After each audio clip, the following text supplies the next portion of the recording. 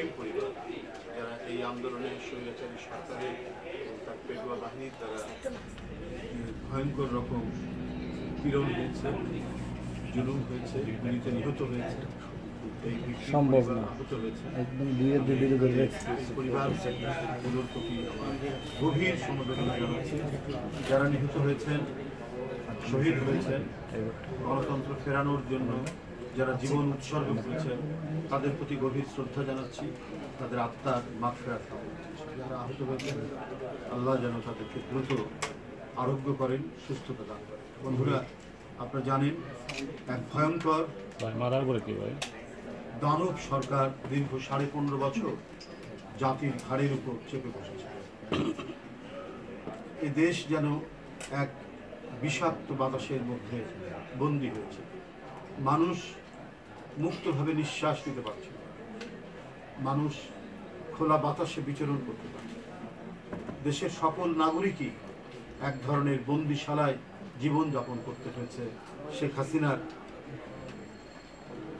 তার যে দুঃশাসনে।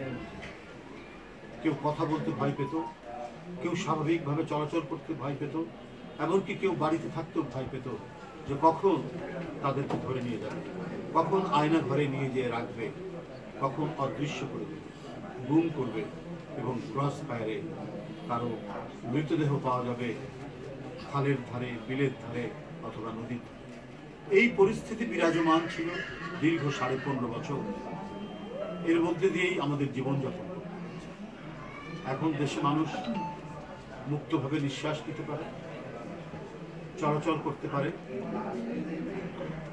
যে অন্তর্বর্তীকালীন সরকার এবং রাজনৈতিক দলগুলো আলাপ আলোচনা করছেন আগামী নির্বাচন কীভাবে আবার সুষ্ঠু করা যায়, প্রয়োজনীয় সংস্কারগুলো নিষ্পন্ন করে কীভাবে নির্বাচন করা যায়, সব কিছুই আলাপ আলোচনার মধ্যে দিয়ে, দাবির মধ্যে দিয়ে, আন্দোলনের মধ্যে দিয়ে কাজ করে যাচ্ছে। কোনো দিক থেকে কেউ আক্রমণ করবে, কেউ এসে কারণ ন্যায্য দাবি দেওয়ার উপর আঘাত হানবে এই পরিস্থিতি তৈরি। কিন্তু শেখ হাসিনার আমলের 15.5 বছর এক রক্তক্ষয়ী রাজনৈতিক পরিবেশ। প্রতিটা রাস্তাঘাট, রাজপথ ছিল রক্তের আলপনায়। কার সন্তান কখন অদৃশ্য হয় এটা কেউ বলতে পারে। ভয়ঙ্কর অরাজক পরিস্থিতির মধ্যে মানুষ বসবাস। সরকারের এবং রাষ্ট্রের দিক থেকে অন্যায় হচ্ছে, নানা ধরনের লুটপাট হচ্ছে, রাষ্ট্রীয় অর্থনীতি লোপাট করে নিয়ে যাচ্ছে।